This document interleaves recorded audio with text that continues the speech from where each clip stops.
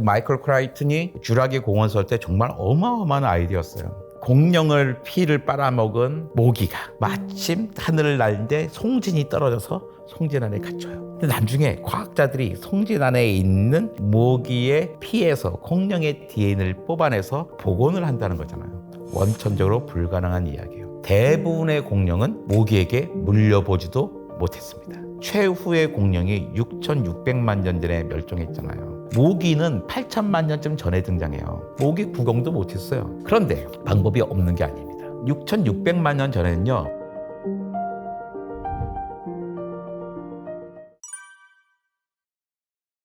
박진영의 공룡 열전은 오래전에 나온 책입니다. 2015년에 나왔어요. 저자가 1987년생이거든요. 2015년이면 28살 때였네요. 학생 때 쓰신 책입니다. 우리나라에 나와 있는 최초의 본격 공룡 책이라고 생각하면 됩니다. 이 책은 마치 지질학에도 관심이 있고 고생물에도 관심이 있는 사람, 자연사에 대해서 기본적인 지식이 있는 사람이 읽을 수 있게 돼 있는 거예요. 갑자기 이 시대가 어느 시대야? 트라이아스기, 쥐라기, 백악기가 어떻게 되는 거야? 더 어려워요. 그런데 이 책은 자기의 아이들이 공룡을 좋아하게끔 될 때 어떤 책을 읽으면 좋을까 할 때 추천하는 책입니다. 이 책은 계속 질문을 던져주는 책이에요. 그러면서 이 공룡 연구들이 어떻게 발전하게 됐는가? 공룡의 모습이 계속 끊임없이 바뀌거든요. 그런 모습으로 변하게 되는 과정들, 그 사이에 과학자 사이들의 갈등 어떻게 풀어나가고 어떤 증거로서 해나갔어. 그때 이 화석을 캘 때 어떤 에피소드가 있어. 그런 거죠. 계속 이야기로 공룡에 관한 관심을 끄집어내가는 책입니다. 제가 이렇게 썼네요. 이 세상의 공룡책은 딱 두 가지다. 비전문가가 쓴 책은 한없이 단순하거나 터무니없는 이야기를 풀어낸다. 공룡 전문가가 쓴 책은 자신의 주장을 피력하는 데 급급해 독자들이 공룡 세계에 대한 체계적인 그림을 그리는 것을 방해한다. 한반도에서 최초로 거대 도마뱀 화석을 발견한 젊은 고생물학자 박진영이 쓴 이 책은 다르다. 19세기에서 2015년에 이르는 공룡 연구를 다양한 시각에서 체계적으로 엮어내면서도 마치 코미디를 보는 것처럼 재밌게 풀어낸다. 드디어 공룡책다운 공룡책이 나왔다. 세계 최초다.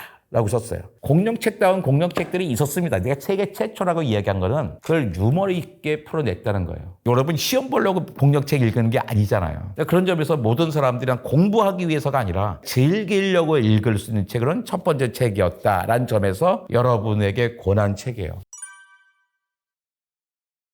과학을 계속 좋아하려면 질문을 해야 되는데 이런 거예요. 어떤 질문을 갖고 있으면 브라키오사우루스라는 긴 공룡. 얘가 물을 먹을 때는 어떻게 했을까? 그런 게 궁금했거든요. 왜? 물을 먹으려면 고개를 숙여서 물까지 넣어야 돼요. 심장은 여기 있는데 여기까지 피를 올리려면 심장이 얼마나 세게 치겠어요. 그런데 고개를 숙였어? 심장압에다가 중력까지 더해지니 혹시 머리가 터지지 않았을까? 그렇다면 브라키오사우루스는 다 뇌중풍에 걸렸나? 그럴 리는 없잖아요. 또 이 기다란 목을 어떻게 들고 다녔지? 이런 고민들을 하게 돼요. 자, 이 고민에 대해서 이분은 어떻게 풀어낼까요? 되게 재밌어요. 여러분들 한 문단만 읽어볼게요. 내게 너무나 가벼운 그녀라는 소제목입니다. 이처럼 엄청난 크기의 몸을 계속해서 움직이기 위해 브라키오사우루스는 끊임없이 많은 양의 산소를 들이마셨을 것이다. 하지만 식사하기 편하라고 발달된 긴 목은 이때 또다시 걸림돌이 된다. 브라키오사우루스가 코로 빨아들인 산소가 폐까지 이동하기 위해서는 12m나 되는 기도를 타고 들어가야 한다. 이때 몸에서 생성된 이산화탄소는 같은 기도를 타고 바깥으로 나가야 하기 때문에 몸속에서 기다려야 한다. 밤대로 숨을 내쉬면서 이산화탄소를 배출시킬 때는 외부의 산소 공급이 잠시 끊겨버린다. 게다가 기도의 길이가 너무 길다 보니 숨을 들이쉬고 내쉬는 시간이 오래 걸릴 수밖에 없다. 숨 쉬는데 이렇게 시간이 오래 걸린다면 제때 충분한 산소가 몸으로 공급되기 힘들다. 이렇게 되면 브라키오사우루스는 저산소증 때문에 자주 실신해야 된다. 이거잖아요. 아까 제가 던진 질문이 뭐였어요? 심장으로 머리까지 피를 올리려고 했던 엄청난 압력이 있었는데 물을 먹겠다고 고개를 숙이면 중력까지 더해서 피가 너무나 빨리 쏠려서 머리가 터질 것 같아. 뇌중풍이 걸릴 것 같아. 이런 질문을 했는데 비슷한 질문이죠. 이 문제를 브라키오사우루스는 어떻게 해결했을까? 물론 거기에 답을 주죠. 물론 지금 저는 여기서 여러분에게 답을 읽어드릴 생각은 없습니다. 여러분은 이걸 보고서 고민을 해결해야 되는 거죠. 또 많아요. 커다란 공룡들이 짝짓기 하려면 어떻게 해야 될까? 모든 동물 짝짓기 하면 수컷이 암컷 위로 올라타야 되는데 어떤 식으로 해결을 해야 되지? 상상할 수 있는 다양한 질문들이 있잖아요. 이 질문들을 이 책을 통해서 여러분이 해결할 수 있는 거죠. 재밌게. 그다음에 더 중요한 거 뭐냐면 새로운 질문을 얻을 수 있습니다. 답은요, 세상에 널려 있습니다. 과학관에서는 과학관에서 질문을 해결하려고 그래. 호기심을 해결하려고 그래. 그럴 생각이면 굳이 오시지 않아도 돼요. 왜냐면 GPT한테 물어봐도 되고 유튜브를 찾아봐도 되고 구글 검색해도 답이 금방금방 나옵니다. 그런데 왜 와야 될까요? 과학관에. 질문을 찾기 위해서입니다. 우리가 책을 보는 이유도 마찬가지예요. 과학책을 읽다 보면 과학에 대한 새로운 질문을 찾을 수가 있는 거죠. 유튜브를 볼 때도 마찬가지예요. 유튜브 보고서 그런데 답을 얻어서는 약간 약가워요. 질문을 얻은 것 같으면 거기서 내가 새로운 질문을 던질 수 있어야 됩니다. 그런 책이 좋은 책이고 그런 채널이 좋은 채널이라고 생각해요. 박진영의 공룡열전은 청소년 성인이 읽어나가다가 새로운 질문을 던질 수 있는 거죠. 일단 쥬라기 공원의 방식으로는 불가능하죠. 마이클 크라이튼이 쥬라기 공원 설 때 정말 어마어마한 아이디어였어요. 너무나 그 통찰에 놀랐습니다. 공룡을 피를 빨아먹은 모기가 마침 하늘을 날는데 송진이 떨어져서 송진 안에 갇혀요. 근데 나중에 과학자들이 송진 안에 있는 모기의 피에서 공룡의 DNA를 뽑아내서 복원을 한다는 거잖아요. 어떻게 이런 통찰을 갖게 돼 있을까? 멋진 일입니다. 하지만 원천적으로 불가능한 이야기예요. 첫 번째, 대부분의 공룡은 모기에게 물려보지도 못했습니다. 6,600만 년 전부터 한 1억 6천만 년 전까지 공룡이 살았는데 모기는 8천만 년쯤 전에 등장해요. 최후의 공룡들, 티라노사우루스, 트리케라토스 같은 공룡은 모기에게 물려볼 기회가 있었습니다. 하지만 브라키오사우루스, 알로사우루스, 스테고사우루스 같은 옛날 쥬라기 공룡은요, 모기 구경도 못했어요. 쥬라기 공원의 모든 공룡을 다 만들려고 하잖아요. 안 되는 거고요. 그게 첫 번째 이유예요. 두 번째 이유, 모든 공룡이 마지막 시대 공룡만 한다 합시다. 모기가 한 가지 공룡만 빨아먹었을까요? 한 개의 종만 빨아먹는 게 아니잖아요. 얘도 빨아먹고 쟤도 빨아먹잖아요. 심지어 과일도 빨아먹어요. 그럼 유전자가 다 섞여있죠, DNA가. 그럼 우리가 어떻게 분리해낼 거예요? 안 되는 두 번째 이유입니다. 세 번째 이유, DNA는 몇만 년까지는 보존이 됩니다. 그래서 우리가 네안데르탈인의 유전자가 우리 몸에 어떻게 있는지 다 알 수 있는 거잖아요. 그걸로 몇 년 전에 노벨상도 나오고 그랬습니다. 그런데 최후의 공룡이 6,600만 년 전에 멸종했잖아요. 그 사이에 DNA는 존재할 수 없는 거죠. 마이클 크라이튼의 그 통찰력 있는 아이디어로는 절대로 공룡을 복원하지 못합니다. 그런데 방법이 없는 게 아닙니다. 6,600만 년 전에는요, 비조류형 공룡만 멸종했어요. 지금은 조류형 공룡이 살고 있어요. 우리 주변에는 1,400종의 공룡이 살고 있습니다. 모든 새들은 다 공룡인 거예요. 공룡들의 유전자를 가지고 있을 거 아니에요. 그리고 실제로 그런 실험들을 했습니다. 공룡의 부리를 만드는 유전자를 조작해서 턱과 이빨을 만들게 한 거죠. 그러니까 턱과 이빨을 만들지 못하게 하는 유전자가 있는 거예요. 근데 그걸 제거했더니 공룡처럼 턱과 이빨이 나오는 거죠. 아래쪽에 보면 다리가 두 개 있잖아요. 종아리뼈와 정강이뼈가 있잖아요. 사람은 정아리뼈와 정강이뼈가 똑같이 길어요. 공룡들도 마찬가지로 정강이뼈만큼 종아리뼈도 긴데 새들은 정강이뼈가 있으면 종아리뼈가 쓱 사라져 버려요. 근데 이것도 이제 유전자를 찾아서 길이를 같이 할 수 있고 다리 모양도 바꿀 수 있단 말이에요. 이 얘기는 뭐냐면 지금 살고 있는 새의 유전자를 조작해서 마치 우리가 원하는 어떤 특정한 공룡을 만들지 못하지만 누가 봐도 공룡이라고 말할 수 있는 생명체를 만들어낼 수는 있습니다. 근데 그 실험은 여태까지는 다 배아 상태만 했어요. 알 안에서만 이루어진 겁니다. 살아서 태어난 애는 하나도 없어요. 혹시 뒤에서 과학자들이 몰래 하고 있잖아? 걱정하지 마십시오. 절대로 그런 일은 없습니다. 과학 연구는 돈이 엄청나게 많이 들고 사람도 많이 필요해요. 궁금하니까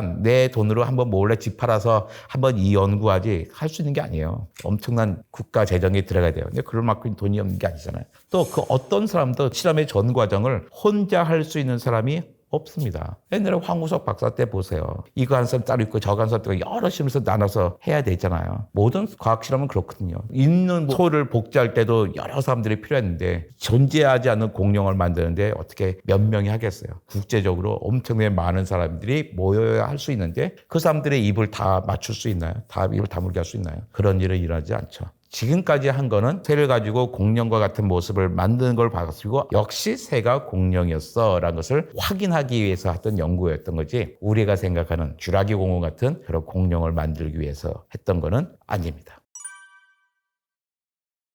전 세계 모든 어린이가 과학으로 통하는 관문이 두 가지가 있더라고요. 하나는 공룡이고 하나는 별입니다. 별과 공룡 다 너무나 멀리 있잖아요. 그리고 다 5에서 시작해요. 별자리 막 하잖아요. 그래서 난 별자리가 좋아. 천문학과 가요? 별자리 안 가르쳐 줍니다. 오로지 수학밖에 안 해요. 공룡을 연구하기 위해서 난 생물학과 갈 거예요. 그래요. 생물학과에서는 공룡 가르쳐 주지 않습니다. 공룡은 뭐로 연구해요? 화석으로 연구하잖아요. 돌이란 뜻입니다. 돌을 연구하는 과는 따로 있죠. 바로 지질학과입니다. 공룡을 좋아한다고 지질학과를 갈 필요는 없는 것 같아요. 지질학과에서 열심히 가르쳐주지도 않습니다. 제일 좋은 건요. 자연사 박물관을 최대한 잘 이용하는 겁니다. 그리고 나 혼자 보러 가는 게 아니라 어디선가 커뮤니티를 만들 수 있잖아요. 독서 클럽을 한다든지 여름이 되면 대전의 중앙과학은 공룡 덕후들의 모임이 열리기도 합니다. 가서 이야기를 나누는 거죠. 우리 어린 시절에 공룡 좋아했다가 공룡 세계에서 강제로 추방되신 여러분이 계속 공룡 세계에 남아있을 수 있습니다. 여러분의 자녀도 100% 확률로 공룡에 빠지게 됩니다. 그럴 때 여러분은 아이들 데리고서 자연사 박물관에 풀어놓고 그래 이거야 라고 하시겠습니까? 아니면 공룡들 보면서 애와 함께 새로운 질문을 던지고 아이들로 하여금 고민하게 하고 그것을 추리해 나가는 그런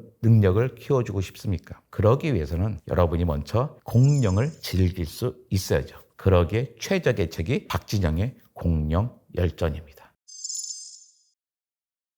지난 5차례의 대멸종의 원인은 다 자연적인 거였잖아요. 화산이 터진다든지 운석이 부딪힌다든지 기온, 대기의 산성도, 산소 농도 이런 게 변했던 건데 지금은 그런 작용이 아니에요. 그런데도 기온이 올라가요. 누구 때문에? 우리 인간 때문에. 북극뿐만 아니라 남극도 여름에는 20도가 넘어갑니다. 그래서 어떤 기후 재앙이 올지 모르고 있습니다. 그런데 과학자들에 따르면 이 6번째 대멸종은 안녕하세요. 책과 삶 구독자 여러분. 이정모입니다. 멸종 그러면 멸종이라는 단어를 들으면 난 기분이 좋아져 가슴이 훈훈해져 이런 사람은 없을 거예요. 멸종이라는 단어를 들으면 항상 두려워요. 왜냐하면 당장 내가 멸종을 한다는 게 아니더라도 내 옆에 살고 있는 생명들이 멸종하면 언젠가는 그 여파가 나한테도 와서 우리 인류도 멸종하지 않을까 이런 생각 때문이죠. 근데 우리는 지금까지 어마어마하게 많은 멸종이 있었거든요. 아무리 많게 잡아도 지금 살고 있는 생명은 지구에 생긴 생명 가운데 1%도 되지 않아요. 끊임없이 생명들은 계속 멸종해 왔죠. 제가 이제 환갑이 지났습니다. 환갑이 지났음에도 불구하고 이렇게 공룡 옷을 입고 다닌단 말이에요. 하지만 저는 공룡과 같이 살고 싶은 생각은 눈꼽만큼도 없어요. 공룡들이 다 사라지고 났더니 그 빈 공간에 우리가 등장할 수 있었던 거죠. 멸종이란 것은 다음 세대의 생명들을 위해서 자리를 비켜주는 겁니다. 세상이 꽉 차 있는데 어떻게 새로운 생명이 등장하겠어요? 누군가는 나가줘야 새로운 생명이 등장할 수 있는 거잖아요. 지금까지 지구에는 5차례의 대멸종이 있었습니다. 갑자기 한꺼번에 많은 생명이 사라지는 것을 대멸종이라고 그러고 아니면 평상시에도 멸종들이 일어나거든요. 그걸 배경멸종이라고 그래요. 대멸종이란 거는 보통 100만 년 이내의 짧은 시간 안에 그러니까 100만 년이 뭐 짧은 시간이야 그러는데 지구의 역사가 45억 년, 생명의 역사가 38억 년이에요. 그중에 100만 년은 아주 짧은 시간입니다. 그러니까 100만 년 정도의 짧은 시간 안에 전 지구에 걸쳐서 거의 모든 분류군에서 일어나는 멸종을 말해요. 이러면서 이제 전체 생물군의 한 75% 이상이 멸종하는데 어떤 특정한 곤충들만 멸종한다든지 어류만 멸종한다든지 게 아니라 동물군들이 전체적으로 아주 짧은 시간 안에 한꺼번에 멸종하는 것을 대멸종이라고 합니다. 그러니까 대멸종이 되게 큰 사건일 것 같지만 제가 일어난 멸종의 90% 정도는 배경멸종입니다. 누군가 하나가 사라지고 또 그 자리에 누군가 생기고 누군가 하나 사라지고 누군가 하나 생기는 거죠. 우리는 아주 평화롭게 이 세상을 지나가게 되는 거예요. 대부분의 생명들은 누가 멸종한지도 모르게 누가 등장했구나 하고 알고 있는 거예요. 근데 대멸종이라는 사건은 지구의 생태계가 텅 비어버리고 거기에 갑자기 새로운 생명체가 등장하게 되잖아요. 지구의 생태계 구조를 근본적으로 바꾸게 되는 거죠. 진화의 속도를 엄청나게 빨리 만든다는 점에서 진화에서 큰 기여를 한 멸종입니다.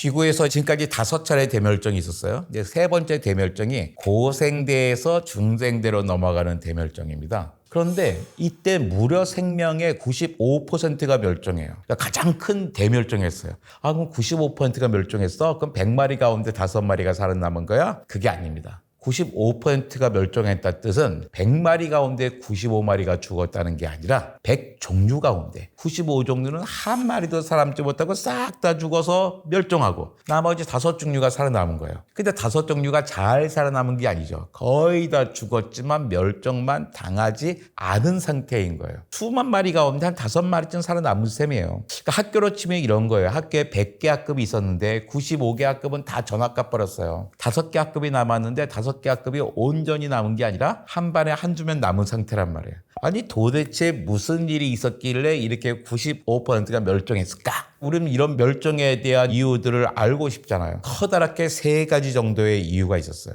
첫 번째 이유는 대륙이 합쳐진 거예요. 그러니까 지구의 구조를 이제 생각해 보세요. 한가운데 내액이 있고 그 이외에 외액이 있고 멘틀, 지각 이렇게 이루어져 있잖아요. 멘틀은 지구 부피의 3분의 1을 차지하고 있습니다. 고체예요. 하지만 고체지만 흐를 수 있거든요. 천천히 흐릅니다. 그 멘틀이 흐르니까 어떻게 그 위에 있는 대륙들도 같이 옮겨 다니겠죠. 그러다가 이 대륙들이 다 합쳐져 버렸어요. 합쳐지니까 생명들이 살기 어려워집니다. 자, 우리는 판게아 생각하시잖아요. 판게아의 증거가 뭐였어요? 아메리카랑 아프리카가 딱 들어맞는다는 거잖아요. 딱 들어맞는 장면을 생각해 보세요. 딱 들어맞은 그곳은 들어맞기 전은 뭐였어요? 아메리카 대륙의 동해안이자 아프리카 대륙의 서해안이었습니다. 원래 해안가는요, 살기 좋은데요. 왜냐하면 덥지도 않고 춥지도 않고 먹을 게 많은 곳이죠. 요즘 그런 거 있잖아요. 인공위성 사진, 지구의 야경 사진 있잖아요. 지구의 야경 사진을만 딱 봐도 우린 대륙의 모습을 그대로 볼 수가 있어요. 왜? 불이 켜 있는 곳이 어디요? 대륙의 끄트머리에만 딱 켜 있잖아요. 해안가 중심으로. 왜 그렇게 돼 있겠어요? 생명들이 거기 모여 살기 좋은 곳이기 때문입니다. 새들도 좋고 벌레들도 좋고 뿐만 아니라 사람들도 살기 좋은 곳이기 때문이에요. 근데 대륙이 합쳐졌어요. 대륙이 합쳐지니까 어떻게 해요? 살기 좋은 해안선의 길이가 급격하게 줄어듭니다. 그리고 주로 내륙 한가운데가 되잖아. 내륙 한가운데는 주로 뭐가 있습니까? 사막이 있잖아요. 첫 번째 이유가 그거예요. 살기 좋은 해안선은 줄어들고 사막이 늘었다는 겁니다. 두 번째는 여러 가지 이유로 산소 농도가 확 떨어집니다. 지금 대기 산소 농도는 21%잖아요. 근데 고생대로서 중생대로 넘어가기 전에는 산소 농도가 32%, 33%까지 높았습니다. 그러니까 그 높은 산소 농도에 생명들이 적응해서 살았죠. 그런데 그게 수백만 년 짧은 시간 안에 산소의 농도가 지구보다도 낮은 20%까지 떨어져요. 그러니까 그 당시 생명들은 살 수가 없겠죠. 자기의 조건이 너무나 크게 많이 변했거든요. 근데 이게 설상가상이잖아요. 근데 이게 끝이 아닙니다. 엄청나게 커다란 화산이 터져요.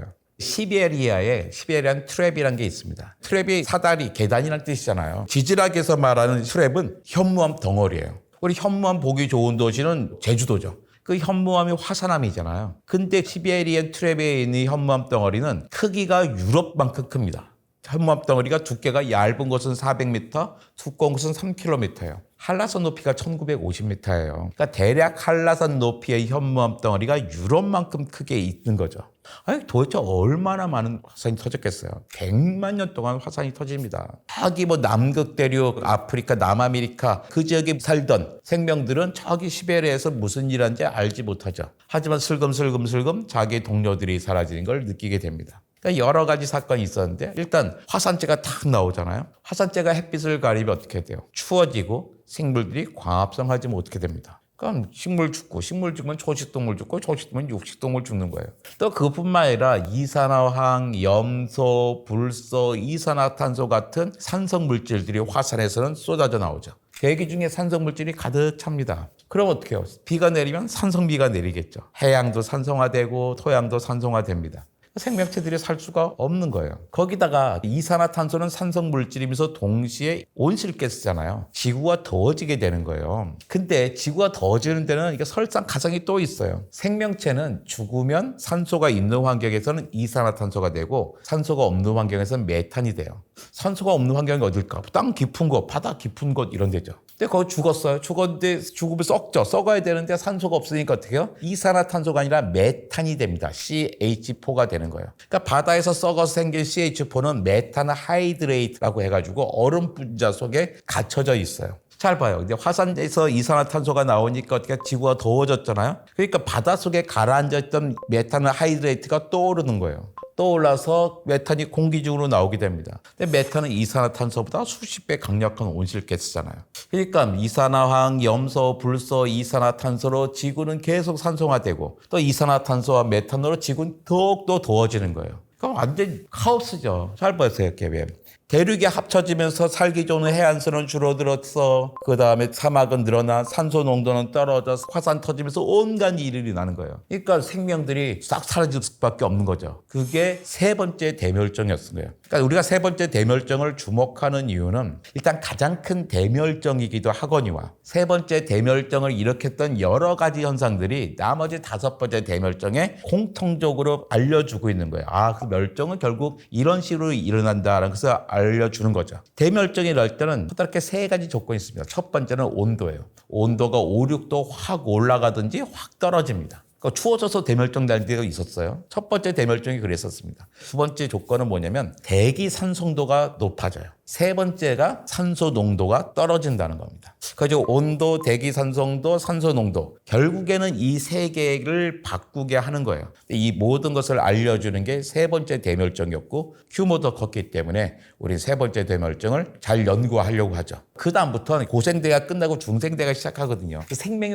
완전히 달라져요. 이제 중생대에 들어가서 세 번째 대멸종과 똑같은 양상으로 네 번째 대멸종이 옵니다. 그러면서 이때 트라이아스기 끝나는 게 네 번째 대멸종이에요. 그러니까 중생대 주라기가 시작하잖아요. 이때 공룡들이 본격적으로 등장하죠. 그래서 고생대의 지구와 중생대의 지구를 완전히 구분되게 만들어주는 겁니다.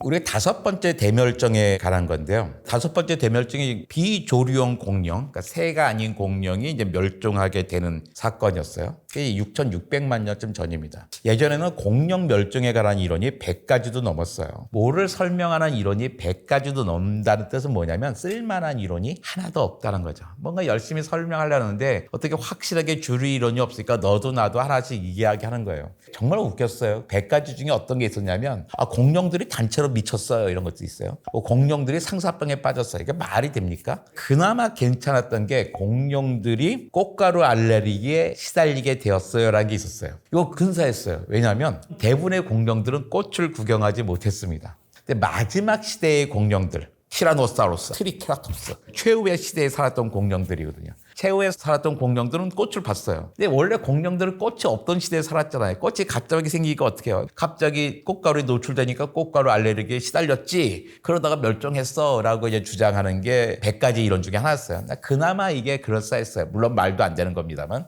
그런데 모든 지층에서 한 가지 원소를 발견하게 됩니다. 이리듐이라고 하는 원소가 있는 거예요. 이리듐이라는 원소는 지구에는 아주 적은데 우주에 있는 운석들에는 상당히 많은 거예요. 그런데 전 세계에 보면 딱 6,600만 년 전 지층에 이리듐이 엄청나게 껴있는 거예요. 근데 그 지층 위와 아래로 비조류용 공룡, 새가 아닌 공룡이 있느냐 없느냐가 결정돼 버리는 거예요. 그러니까 이 정도의 이리듐이 전 세계에 퍼져 있으려면 어떻게 돼요? 지름 10km쯤 되는 거대한 운석이 시속 7만 km 정도로 충돌했겠네 하고 또 가설을 세울 수가 있는 거잖아요. 실제로 멕시코 유카탄 반도에 커다란 크레이터가 있는 거예요. 이 크레이터 계산을 해보니까 지름 10km, 10km면 10,000m잖아요. 에베레스트보다 높고 한라산 높이 5배쯤 되는 거예요. 이게 그때 꽝 부딪혔겠구나 하고 하는 산수 계산이 되는 거죠. 그때 충돌로 전 지구에 이리듐이 쫙 펼쳐지게 된 거예요. 그 다음에 지층이 쌓이니까 또 그 위에는 없는 거죠. 이게 뭐야? 그 6,600만 년 전에 거대한 운석이 충돌하면서 비조류용 공룡이 멸종했구나라는 것을 확실하게 알려주는 증거였죠. 근데 이 증거를 낼 때 부자가 찾았는데 그 아버지는 노벨 물리학상 수상자였어요. 여러분 오펜하이머라는 영화 있었잖아요. 그 영화에서 사실 그 아버지가 살짝 등장하기도 합니다. 아들은 지질학자였고요. 그러니까 6,600만 년 전에 운석이 꽝 부딪혀서 공룡이 끝났다는 게 결론이잖아요. 근데 조사를 해보니까 이게 한 번에 끝나지 않았다는 거예요. 원래 공룡이 이만큼 있었어요. 이만큼 있다가 푹 떨어집니다. 이만큼 돼요. 그다음에 이때 운석이 부딪히니까 푹 끝나버리는 거예요. 근데 이거 푹 떨어질 때 무슨 사건이 있었냐? 인도의 데칸고원을 만드는 화산이 터져요. 인도 데칸고원을 만든 화산이 터지면서 공룡의 양이 푹 떨어지는 거예요. 이만큼밖에 없었어요. 근데 이때 운석이 붙이기가 끈적나는데 중요한 건 뭐냐면 화산이 터지기 전이나 화산이 터져서 멸종이 시작된 다음이나 공룡의 생물량은 똑같았던 거예요. 무슨 말이냐면 공룡의 마리수는 똑같았다는 거예요. 예를 들어서 이 당시에 10억 마리의 공룡이 살고 있었다면 이때도 10억 마리가 살고 있는 거예요. 아니 그게 뭐가 멸종이야. 멸종이 맞아요. 멸종이 마리수가 줄어드는 게 아니잖아요. 종의 수가 줄어드는 겁니다. 예를 들어서 이때는 1000종의 공룡이 10억 마리 살고 있었다면 화산이 터진 다음에는 푹 떠서 100종의 공룡이 10억 마리 살고 있는 거예요. 종의 다양성이 급격하게 떨어져 있었죠.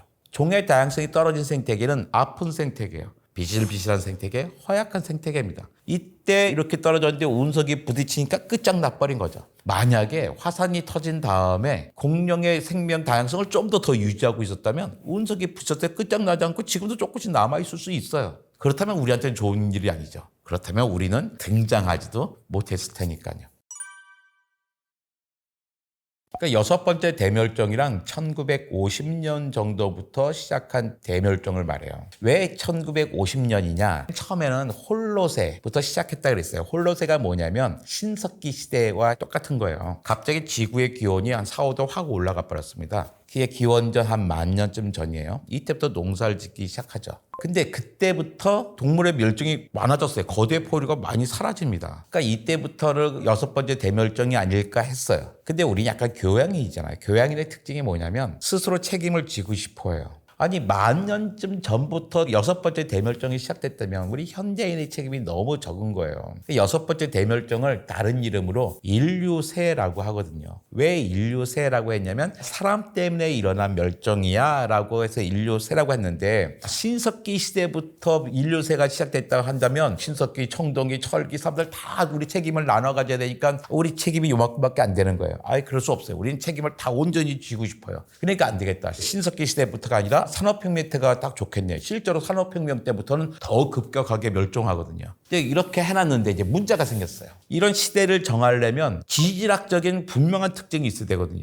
근데 산업혁명부터 많이 멸종하긴 했지만 지층의 큰 차이가 보이지 않는 거예요. 이제 그 시기를 새로 찾았는데 그 시기가 1950년 정도입니다. 1950년 지층을 쫙 보면 위와 아래가 완전히 달라요. 위에는 없던 게 생겨요. 아래에 없던 게. 첫 번째 방사선이 엄청나게 많이 검출됩니다. 핵실험을 전 세계에서 했잖아요. 모든 땅에서 방사선이 검출돼요. 또 플라스틱하고 콘크리트가 어마어마하게 나와요. 1950년 전에는 플라스틱 거의 없었어요. 근데 콘크리트 별로 없었어요. 또 생물학적인 특징도 있어야 되거든요. 어디서나 보이는 동물뼈가 있어야 돼요.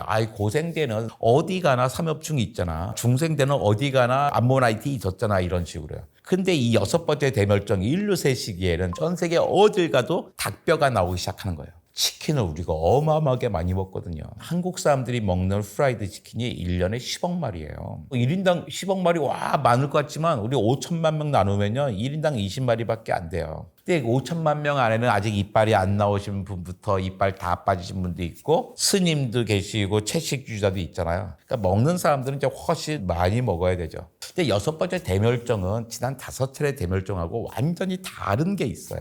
그러니까 지난 5차례 대멸종의 특징이 있었잖아요. 온도가 5, 6도 확 높아지거나 낮아지고 대기 산성도 높아지고 산소 농도 떨어지잖아요.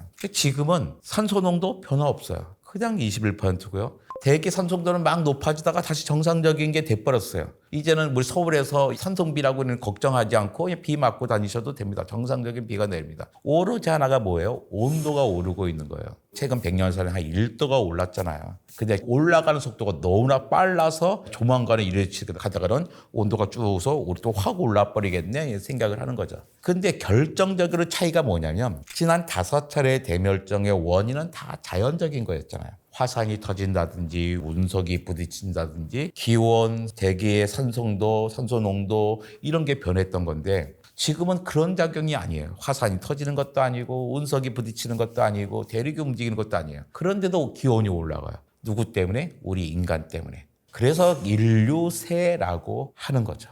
그러니까 세 번째 대멸종에서도 그도 5%는 살아남았잖아. 그렇다면 여섯 번째 대멸종 때도 우리도 살아남을 수 있지 않을까? 뭐 이렇게 생각할 수 있잖아요. 하지만 그럴 방법은 없는 것 같아요. 왜냐하면 우린 역사에서 배우잖아요. 역사책에 등장하는 모든 나라는 다 망한 나라들이에요. 서양사에서 보더라도 비잔틴도 망했고 로마도 망했어요. 동양사에서 수나라, 당나라, 한나라 다 망했어요. 우리나라도 고구려, 백제, 신라, 고려, 조선 다 망했어요. 망한 나라를 배우는 거예요. 망한 나라를 왜 배워요? 그들이 왜 망했는지를 배우는 거죠. 어떻게 하면 우리 대한민국이 지속 가능할 수 있을까를 따져보기 위해서. 자연사도 마찬가지입니다. 우리가 자연사를 배우는 이유는 뭐냐면 멸종한 생명들을 배우는 거예요. 아니 3억 년 동안 바닷속에 바글바글 됐던 삼엽충은 왜 멸종했을까? 1억 6천만 년 동안이나 육상을 지배했던 공룡들은 왜 멸종했을까? 이런 걸 배워서 어떻게 하면 우리 인류가 조금이라도 더 지속 가능할지를 따져보기 위해서 자연사를 공부하고 자연사 박물관을 방문을 하는 거죠. 그런데 자연사에서 봤더니 그 당시의 최고 포식자는 반드시 멸종합니다. 근데 지금 최고 포식자가 누구예요? 우리 인류입니다. 우리 인류는요, 여섯 번째 대멸종을 통과할 수가 없어요. 또 있어요. 최고 포식자가 아니더라도 생물량이 가장 많은 생명도 반드시 멸종해요. 생물량이 가장 많다는 건 뭐예요? 먹이 피라미드에서 아래쪽에 있잖아요. 근데 사람은 특이해요. 우리 먹이 피라미드의 꼭대기에 있습니다. 최고 포식자예요. 근데 생물량도 제일 많아요. 무슨 말이냐면 지금 80억 명이나 되는 인구를 모아서 킬로그램 재잖아요. 지구 역사상 그 어떤 공룡도 그 어떤 고래도 지금의 사람만큼 많아본 적이 없어요. 그거 되게 특이한 현상이에요. 최고 포식자는 얼마 없어야 돼. 근데 우린 최고 포식자면서 생물량도 제일 많아. 이것은 우리 인류가 얼마나 훌륭한 생명체인지 이야기해 주는 거죠. 우리 잘 살 때는 자부심을 가져도 되는데 이 대멸종에 닥치니까 문제인 거예요. 대멸종에서는 최고 포식자도 통과하지 못해. 생물량이 많아도 통과하지 못해. 우리 양수겹장을 하고 있는 거예요. 그러니까 여섯 번째 대멸종에서 우리가 어떻게 살아남을 수 있을까요? 제 답은 살아남지 못한답니다. 그럼 어떻게 될까? 방법이 있죠. 여섯 번째 대멸종을 미루는 거예요. 언제까지? 자연적인 현상으로 대멸종이 올 때까지. 지난 5차례의 대멸종은 다 자연적인 현상으로 일어났어요. 그 당시에 살던 생명체들은 부끄러울 일이 하나도 없어요. 자기 잘못이 아닙니다. 그리고 멸종을 하면서 다음 세대의 생명들에게 지구의 생태계를 물려줬어요. 그래서 찬란한 멸종이라고 제가 불렀단 말이에요. 근데 우리의 여섯 번째 대멸종은 너무나 짧은 시간 안에 인간의 잘못으로 우리가 멸종을 하게 되는 거예요. 이건 전혀 찬란한 멸종이 아니죠. 비참한 멸종이고 부끄러운 멸종입니다. 그러니까 인류도 찬란한 멸종을 꿈꿔야죠. 찬란한 멸종을 꿈꾸는 건 방법이 뭐야? 지금 이 여섯 번째 대멸종, 인간에 의해서 일하는 대멸종을 이걸 멈춰야 되는 거예요. 멈추고 나중에 자연적인 사건이 일어날 때까지 차분히 기다릴 수 있어야 됩니다. 사람 같은 생명체는 최소한 100만 년은 존재해야 정상적인 생명체예요. 근데 우리 호모사피엔스 등장한 지 30만 년밖에 되지 않았습니다. 그런데 과학자들에 따르면 이 여섯 번째 대멸종은 아주 멀리 잡으면 10,000년, 짧게 잡으면 500년, 최근 18개월 동안의 기온 변화를 보면 500년이 아니라 150년밖에 안 걸릴지도 모른다는 거거든요. 우리는 앞으로 70만 년은 더 살아야지 마땅한 생명체인데 앞으로 불과 수백 년 안에 멸종한다면 다음 생태계에서 누군가가 지구의 자연사를 기록할 때 이 호모사피엔스를 뭐라고 기록할까? 너무나 부끄러운 일이잖아요. 그러니까 우리 그런 얘기 많이 하잖아요. 북극 빙산 보여주면서 빙산 위에 있는 흰검을 살려주세요. 흰검이 굶어 죽어요. 빙산이 다 녹으면 바닷물이 넘쳐요. 막 이런 얘기 하잖아요. 중요한 이야기인데요. 사실은 약간 오해도 있습니다. 딴 건 생각하지 말고 북극의 빙산만 생각해 보세요. 북극의 빙산이 다 녹으면 어떻게 될까? 물질의 특징이 있어요. 모든 물질은요. 고체보다 액체 부피가 큽니다. 액체보다는 기체 부피가 훨씬 크죠. 근데 한 가지 예외가 있어요. 뭐냐면 물이에요. 물은 기체인 수증기는 어마어마하게 크잖아요. 액체는 작죠. 고체에 있는 얼음은요. 액체보다 작은가요? 아니에요. 물보다 커요. 우리 빙산의 일각이란 말 하잖아요. 자, 이게 해수면이에요. 해수면 위에 빙산이 떠 있습니다. 근데 위에 게 다 녹으면 어떻게? 녹으면 바다로 들어오겠죠. 해수면이 높아질 거예요. 근데 아래쪽에 있었던 이렇게 커다란 빙산이 있잖아요. 얘가 녹으면 어떻게 돼요? 부피가 줄어들잖아요. 그러니까 원래의 얼음의 부피보다 물의 부피가 작은 거예요. 그러니까 어떻게 해요? 북극의 빙산이 녹는다고 해수면이 높아질 수는 없습니다. 오히려요, 딴 건 생각하지 않고 북극의 빙산만 생각한다면 해수면이 낮아져야 돼요. 근데 북극의 빙산만 녹으면 사실 해수면은 변화는 없습니다. 왜냐하면 열팽창이라는 게 있거든요. 북극의 빙산이 녹을 정도가 되면 물도 액체지만 온도에 따라 이제 부피가 늘어나요. 그러니까 마찬가지가 돼요. 그러니까 늘어나지 않고 해수면의 높이는 낮아집니다. 그런데 방송국에서 뭐 다큐멘터리에서 기후 위기 이야기하면서 그런데 얼음들이 다 녹아서 해수면이 높아진다는 건 거짓말이야? 텔레비전이 거짓말 하겠어요? 거짓말 아닙니다. 아까 제가 북극의 빙산만 생각하자고 그랬잖아요. 그게 함정인 거죠. 지구에 있는 얼음들은요, 북극의 빙산처럼 바다에 떠 있지 않습니다. 대부분의 얼음은 육지 위에 있어요. 남극 대륙 위에, 시베리아, 카나다의 북부의 툰드라 지역, 아이슬란드, 그린란드의 빙하들이 있잖아요. 그건 다 어디에 있어요? 땅 위에 있는 거잖아요. 이게 녹으면 어떻게 해요? 바다로 가죠. 어때? 해수면은 높아질 수밖에 없습니다. 많이 높아집니다. 그래서 사라지는 섬나라도 있게 되는 거죠.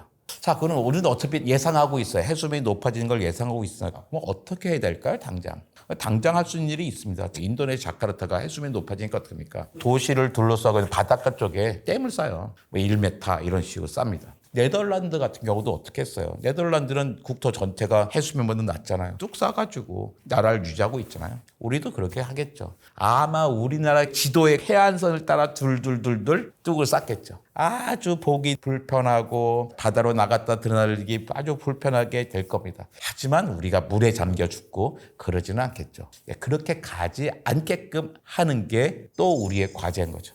북극뿐만 아니라 남극도 여름에는 20도가 넘어갑니다. 그래서 땅이 질퍽질퍽해져요. 그러니까 온도가 높아지니까 빙산이 많이 녹았을 거잖아요. 그러다 보니까 지금 대서양의 해류의 흐름이 거의 멈추고 있어요. 어떻게 되냐면 대서양의 적도 쪽에서 뜨거운 바닷물이 북쪽으로 쭉 올라갑니다. 그러면 북쪽에는 찬물이 밑으로 쭉 가라앉아서 또 남쪽으로 쭉 내려오는 거죠. 이런 흐름이 계속 있었는데 더워지니까 어떻게 해요? 빙산이 막 녹아. 빙산은 담수잖아요. 맹물이란 말이에요. 바닷물이 아니고. 염도가 낮으니까 밀도가 낮은 거예요. 예전에는 차가운 소금물이 밑으로 내려갔는데 담수가 들어서 밀도가 낮은 거예요. 그러니까 밑으로 내려가지 못하는 거죠. 그래서 부딪히는 거예요. 이렇게. 그러니까 대서양에 자연스럽게 돌던 해류가 거의 멈추고 있어요. 그 결과가 어떻게 되느냐? 어떤 기후 재앙이 올지 모르고 있습니다.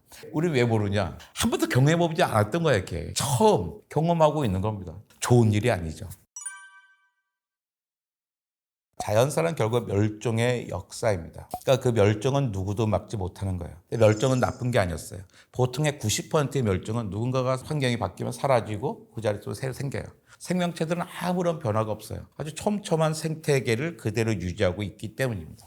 가끔 가다가 급작스러운 대멸종이 생겼어요. 이럴 때 보면 최고 포식자나 생물량이 가장 많았던 생명들은 기회를 놓치고 그 당시에 별 볼 일 없던 생명체가 이제 새로운 기회를 갖게 되는 거죠. 그러면서 전혀 다른 양상으로 멋진 진화가 일어났습니다. 그러니까 진화에서 보면 누구에게나 기회는 있어요. 최고 포식자들이 생물량이 가장 많은 생명들은 그 기회가 마지막 기회였다는 거예요. 그렇다면 우리 인류들은 마지막 기회라는 걸 알아야 되는 거죠. 지금 살고 있는 다른 생명들은요, 이 6번째 대멸종에도 다른 기회를 계속 가질 수 있습니다. 우리는 다른 기회를 갖지 못해요. 그러니까 이 6번째 대멸종을 우리 살아생전에 오지 않도록 해야 되는 거죠. 다행히 우리는 할 수 있는 기술은 다 가지고 있습니다. 만약에 지금 산소 농도가 2배가 된다. 그러면 우리는 죽습니다. 금방 죽어요. 우리 지구가 아닌 재앙 속에 살아간다고 생각하면 되죠. 사방이 산불이죠. 아마 1% 높아질 때마다. 안녕하세요. 책과 삶 구독자 여러분. 이정모입니다. 지구가 46억 년 전에 생겼고 38억 년 전에 첫 번째 세포가 생기는데 산소가 본격적으로 많아지는 거는 38억 년에 거의 중간쯤 가서예요. 그러면서 산소는 약간 독이거든요. 왜? 우리 활성산소 때문에 무슨 암이 걸려 막 이런 얘기 많이 하잖아요. 그러니까 산소를 활용할 수 있으면 에너지 효율은 높아지는데 기본적으로 독이란 말이에요. 그러니까 이것을 사용하려다 보니까 다양한 장치들을 자연은 발명해야 했어요. 그래가지고 뭐 산소 때문에 위험하니까 유성생식이 생겨서 돌연변이를 또 높이기도 하고 이런 걸 해왔죠. 지금 육상에 살고 있는 거의 모든 우리가 생각하는 벌레, 식물, 동물들은 다 산소를 호흡을 합니다. 그러면서 높은 에너지 효율을 갖고 있는 거죠.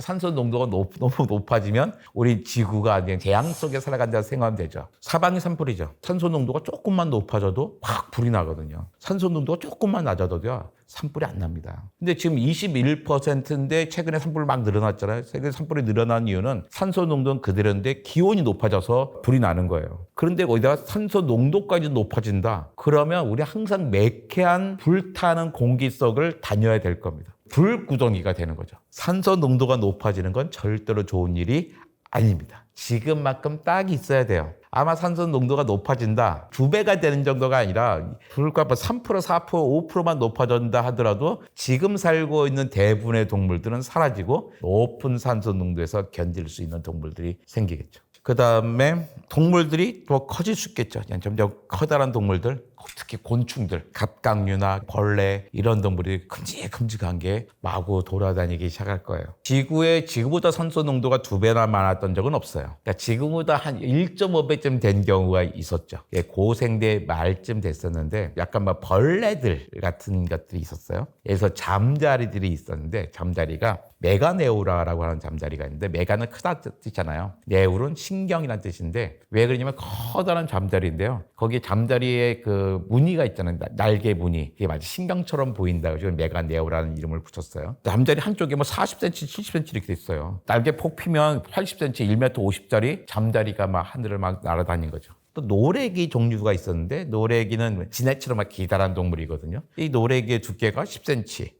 폭이 한 2, 30cm, 길이가 3m에서 5m 이런 생명체들이 많이 있었습니다. 우리 같은 생명체는 아마 살기 안 좋았을 거예요. 하지만 그 당시 생명체들에게 나름대로 유리했어요. 왜냐하면 그들의 생명체는 우리와 같은 허파 같은 순환 조직이 있는 게 아니라 산소가 확산돼서 들어간 거예요. 쓱 스며서 피부를 통해서 스며서 들어왔거든요. 그러니까 산소 농도가 높으면 어떻게 해요? 스며서 멀리까지 갈 수가 있잖아요. 다른 시간에. 그러니까 이 생명체들이 커진 거죠. 작은 생명체는 원래부터 있었는데 큰 생명체 가능했던 것은 산소 농도가 높아지니까 스며들어서 살 수 있었던 거죠. 만약에 지금 산소 농도가 2배가 된다. 그러면 우리는 죽습니다. 금방 죽어요. 왜냐하면 지금은 산소 농도가 21%잖아요. 자, 우리가 21% 산소 들여마셨어요. 들여마시고 내쉴 때 이산화탄소를 내쉰다고 배우잖아요. 산소를 들이쉬고 이산화탄소 내쉬어 그러는데요. 내쉴 때 산소 농도가 14%나 돼요. 그러니까 우리는 21%를 들여서서 7%만 쓰고 14% 그대로 내쉬는 거죠. 왜 21%면 충분한 거예요. 이게 남을 만큼 충분하다는 거예요, 지금. 그런데 산소 농도가 높아지면요. 대사작용이 되게 활발해지고 뭔가